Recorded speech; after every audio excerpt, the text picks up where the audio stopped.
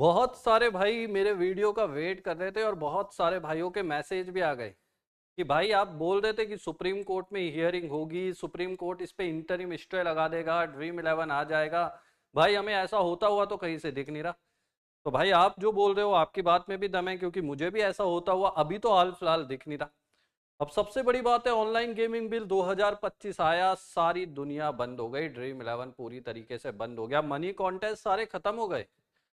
उसके बाद बहुत सारे लोगों के दिमाग में आया कि भाई अब ये आएगा भी या नहीं आएगा, या जो फ्री वाले गेम्स ये खिला रहे हैं वो ही खेलते रहेंगे जिसमें फ्री में प्राइजेस मिलते हैं, क्या वही मिलते रहेंगे।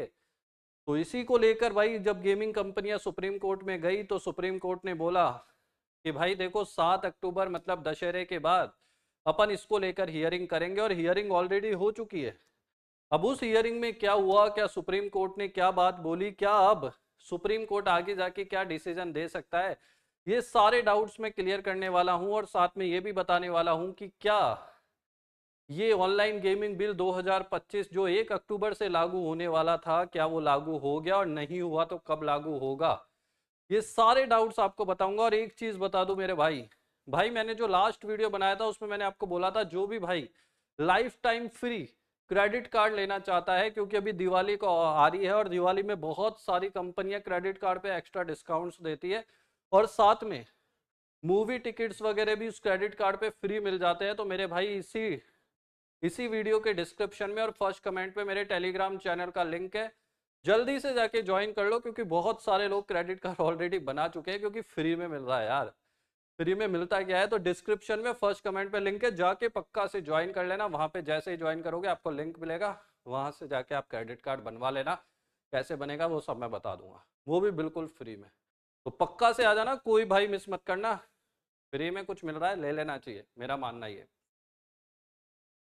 तो मेरे भाई अब आगे क्या हुआ इसकी बात करते हैं। देखिए सुप्रीम कोर्ट में गई थी, 7 तारीख को इसको लेकर पिटीशन हुई थी, मुश्किल से 15 मिनट में मामला चला। सबसे पहले गेमिंग कंपनी के वकील आए, बोले भाई साहब ऐसा है, सरकार ने रातों रात इसको बंद कर दिया।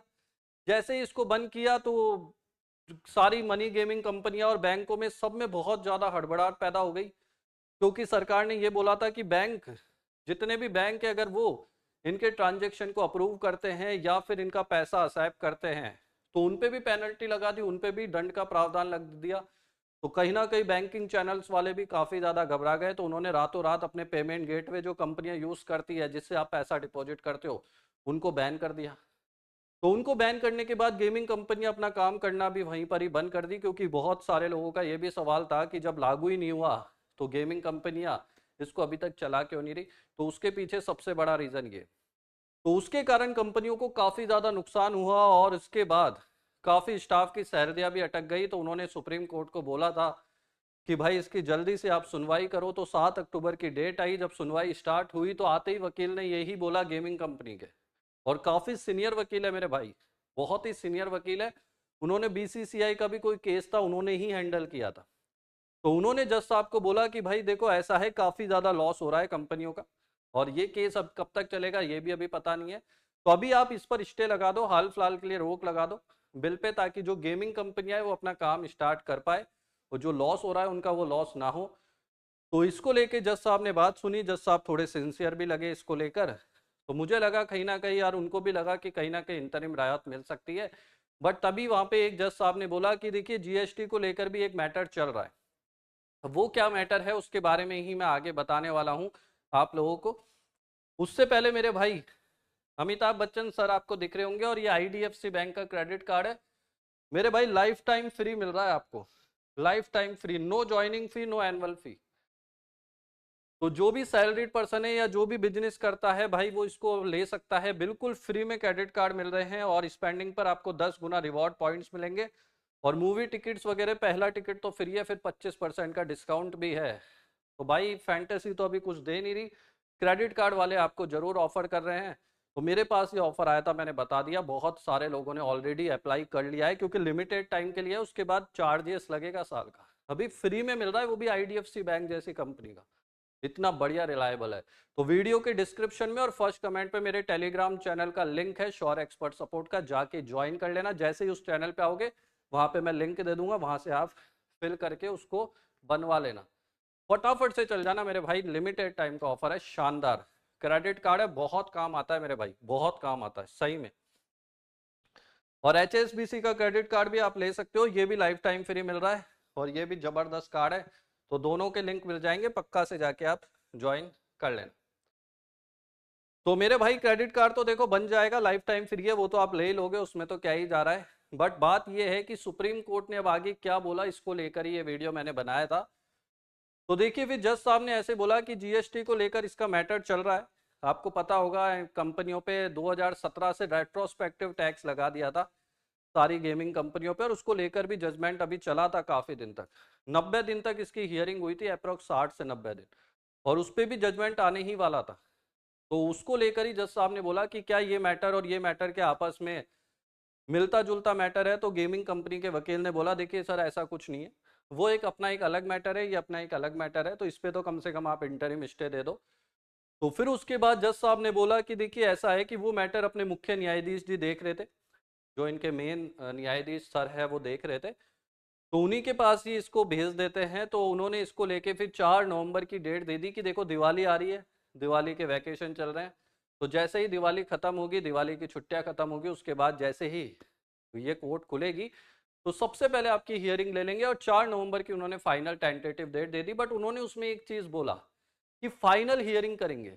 अब फाइनल हियरिंग करेंगे इसका क्या मतलब है, यही सबसे बड़ा पॉइंट है कि क्या 4 नवंबर को डिसीजन निकल के आ जाएगा। अब देखिए गाइस इसमें भी कहानी में ट्विस्ट है। अब कहानी में ट्विस्ट क्या है कि जैसा मैंने आपको पहले बोला था कि इलेक्शन बिहार में चल रहे हैं, अब कहीं ना कहीं कोई भी बिल आता है, कोई भी कानून आता है, तो सरकार कहीं ना कहीं पॉलिटिक्स वहां पे चलती है, आप लोगों को पता है।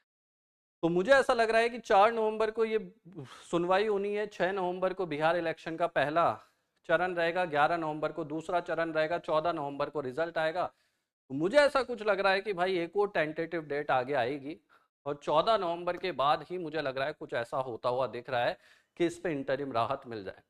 दूसरी बात ये चल रही है कि 1 अक्टूबर से ये लागू हो गया। भाई देखिए मैंने पहले भी वीडियो बनाया था और अब फिर से बोल रहा हूँ, ऐसा कुछ नहीं हुआ, अभी तक कोई लागू है नहीं है, ऐसा कोई नोटिफिकेशन आया नहीं है।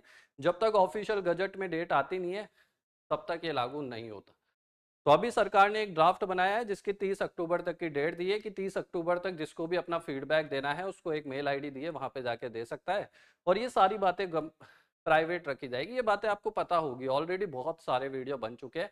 फिर भी एक भाई का कमेंट आया था तो मैंने उसको बताना जरूरी था, और जिनको नहीं पता उनको भी लग गया। तो अभी तो 30 अक्टूबर तक फीडबैक आएगा, फिर उसके बाद कंपनियां वापस से स्टैक होल्डर से मिलेगी, और फिर उसके बाद इसको लागू करने का एक कुछ सोचा जाएगा। तो अभी तो मुझे लगता नहीं है, बिहार चुनाव से पहले ऐसा कुछ होता हुआ दिख रहा है कि ये लागू हो सकता है, ठीक है।